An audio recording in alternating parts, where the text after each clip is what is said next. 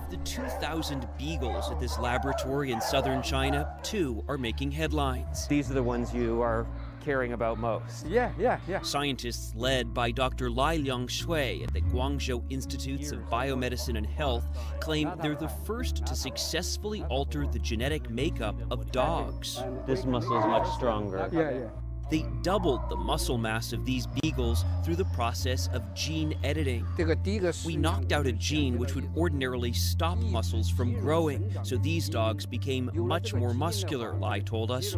Scientists here tell us the idea is not to create designer pets, but rather to mimic diseases like Parkinson's in these dogs, and then treat them in an effort to find a cure.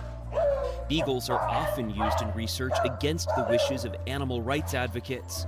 Scientists at a lab in Shenzhen used similar technology to create micro-pigs, selling them as pets for $1,600 each. Another lab has drawn worldwide condemnation for carrying out genetic editing tests on human embryos. Some major scientific journals would not even publish the work. Critics have called China the Wild West of gene editing. Is that fair? I don't think it's fair. What we do at our lab is for the betterment of humankind, he added. I don't think anyone should experiment on humans before ethical questions are answered. Dr. Lai, a dog lover, insists they need to improve accuracy. Of the more than 60 embryos they gene-edited, only 2 were successful. The House has approved a resolution that condemns the Islamic State's wide-scale murder of Christians and other minorities as genocide. The resolution passed 393 to 0. It pressures the Obama administration to officially declare the Islamic State's bloodshed against Christians in Iraq and Syria as genocide. Such a declaration could require more action by the U.S. government against ISIS. Secretary of State John Kerry is set to make that determination as early as this week. Muslim migrant melts off wife's face with boiling oil. This is the very tolerant, inclusive culture that we're importing into the West. This is our cultural enrichment, pouring boiling oil over women's faces. When Homer, the 48-year-old wife of Muhammad, pulled back the shower curtain after her husband told her to have a look at what he was holding, the pot of hot, boiling oil in his hands was not what she expected. In a matter of seconds, her face was gone, melted, and the right hand she raised to protect herself permanently fused shut. She was left with burns over 44% of her body, scarred forever to restore her husband's honor. So basically, the husband got jealous that she was interested in another man, no proof that she'd even had any contact or sexual relations with him. And of course, the rational solution to that, if you believe these tenets, is to pour hot boiling water over that woman's face. That's a completely reasonable response, I guess you would agree. Of course, not a peep from feminists, nothing whatsoever. Voters in Germany delivered a strong rebuke of Chancellor Angela Merkel over her open-door policies on immigration. They threw their support behind a conservative party called the AfD that holds a strong line on immigrants. I think we have to learn in Germany to call something by its name. Sadly, for a long time, we've built a system of political correctness. We are forbidding a lot of thinking and speaking. The AfD party was formed just 3 years ago and has surged in popularity following Merkel's decision to allow millions of immigrants into Germany. This week, water fountains were shut down in city schools due to lead contamination. As Jerika Duncan reports, evidence suggests officials knew about this problem for years. A memo from the district sent on August 30th of 2014 mandates all schools run and flush each water fountain for 2 minutes daily before school opens. The same steps applied for cafeteria faucets prior to food prep usage. And principals were instructed to tell students and staff to run fountains for at least 30 seconds before drinking the water. Annual water contamination tests at Newark's public schools were conducted between December and February. On Wednesday, the district turned off water at 30 schools after results revealed unsafe lead levels. Evilise Mency's son attends one of them. I send my son to school every day to be safe. This is his safe haven, and then lead is in his water. Lead in drinking water should not exceed 15 parts per billion. At Bard High School, one sample had 558. Branch Brook Elementary, 194, while another elementary school tested at 193. Sabrina Oliver says her children's school was impacted. It's water. I mean, I never thought the water was good in Newark anyways, but that's alarming.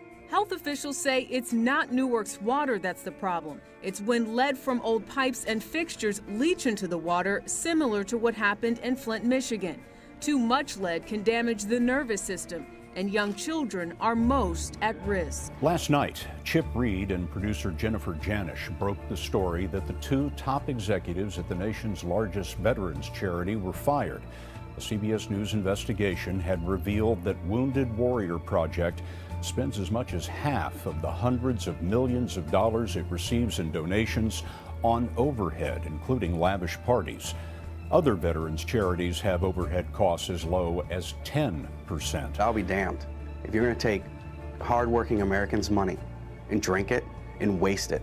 When we spoke with former Wounded Warrior Project employee Eric Millett in January, he was furious about what he called the charity's lavish spending at the expense of veterans programs. But his anger has subsided now that the charity's top two officials, Stephen Nardizzi and Al Giordano, have been fired. It feels good.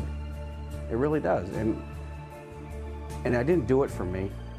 I did it for all the veterans that Wounded Warrior Project claims to serve. And the United Nations Children's Fund says 1 in 3 Syrian children have spent their entire lives in war as the conflict reaches its 5th year this week.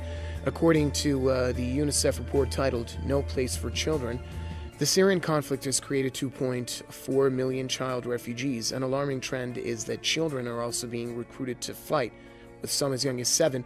The Daesh terror group has been known to release horrific footage of children carrying out executions. Last year alone, 400 youngsters were killed in the conflict. Another key concern is that some 2.8 million kids cannot go to school because of the violence.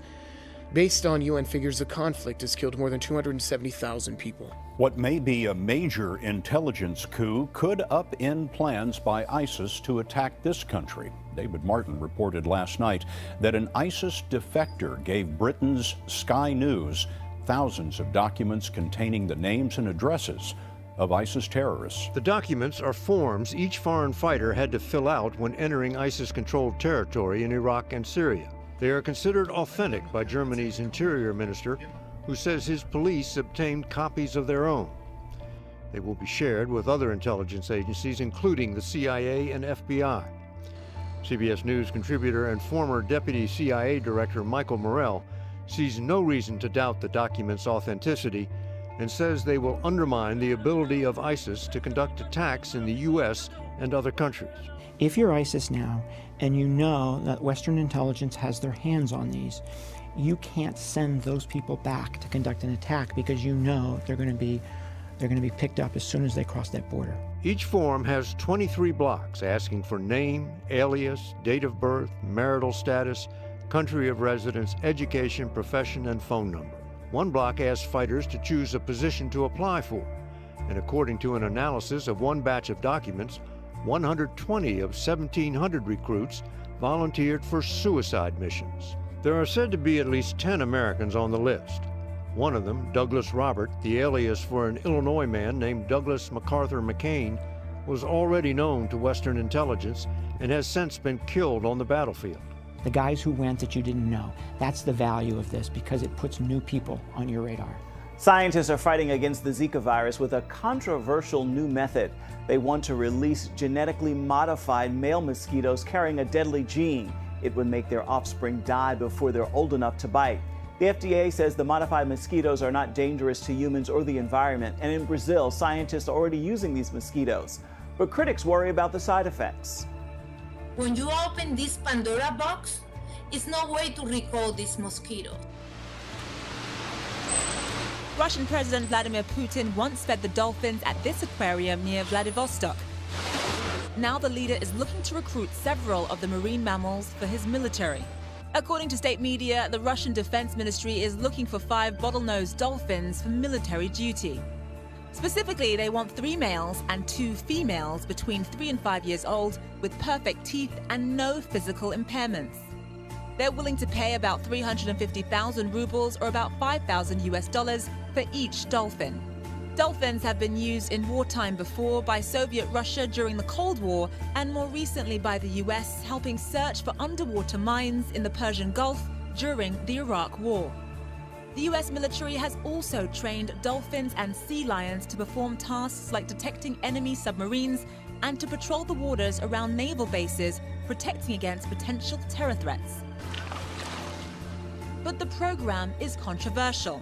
One of the world's leading experts on dolphins says that using the sea mammals for military purposes is purely exploitation. These are very bright, self-aware, highly social animals. And everything that they experience in a captive environment, and in particular in a military environment, is at odds with the kind of natural environment that they really need to thrive. Any aquatic recruits would be likely sent to the Crimean port city of Sevastopol, home to a combat dolphin training center, where they could someday become super soldiers or even super spies for the Russian Navy.